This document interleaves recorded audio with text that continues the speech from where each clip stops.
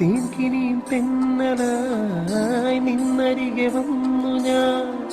കാതിലൊരു മന്ത്രമായി കാകളികൾ മൂളവേ. നാണം കൊണ്ടെൻ നെഞ്ചിൽ താഴം പൂത്തുള്ളി.